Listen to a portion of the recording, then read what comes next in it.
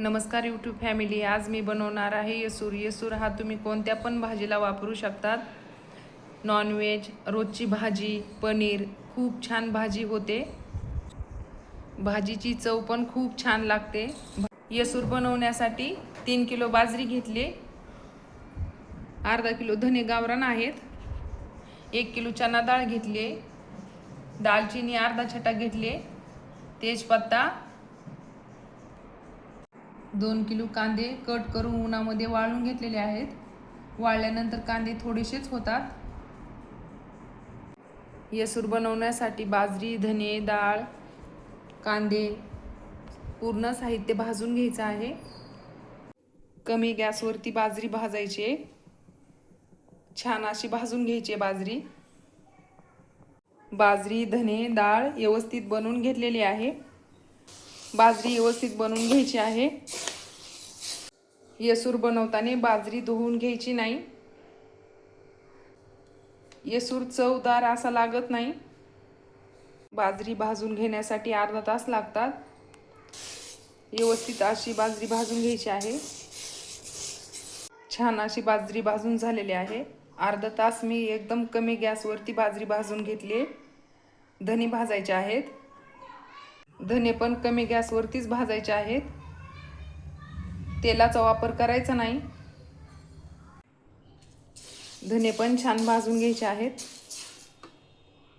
धने भाजलेले आहेत. डाळ भाजून घ्यायची. डाळ पण चांगली भाजून घ्यायची. डाळ पण भाजले, छान अशी भाजले. कांदा भाजायचा आहे.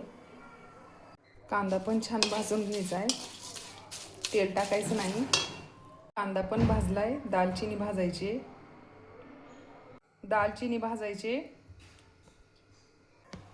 दालचिनी भाजलेली आहे. तेजपत्ता भाजायचा आहे. तेजपत्ता भाजायचा आहे. तेजपत्ता पण भाजलेला आहे.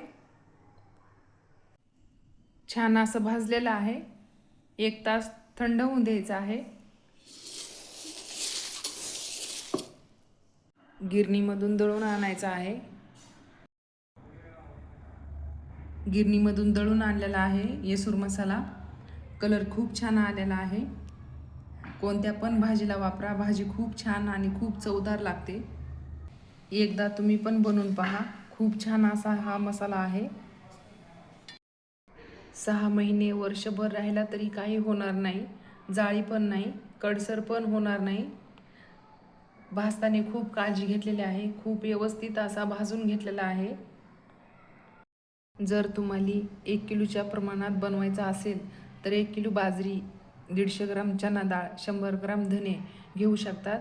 कांदे तुमच्या आवडीनुसार घेऊ शकतात. मसाले पण तुमच्या आवडीनुसार घेऊ शकतात. येसूर मसाल्यामध्ये कांदे टाकले तर खूप छान अशी भाजी लागते.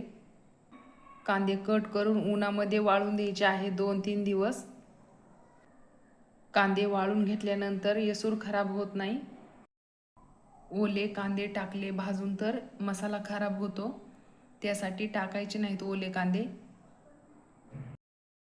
मसाले भाजताना खूप काळजी घ्यायची आहे. मसाले व्यवस्थित भाजून घ्यायचे आहेत. एकदम कमी गॅसवरती. खूप टाईम असा लागतो मसाले भाजून घेण्यासाठी. व्यवस्थित असे मसाले भाजून घेतले तर मसाला खराब होत नाही.